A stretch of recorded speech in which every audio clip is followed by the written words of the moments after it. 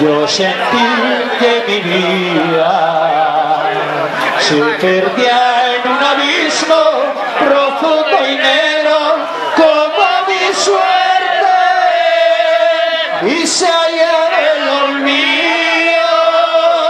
al estilo Jalisco, pero aquellos mariachis y aquel tequila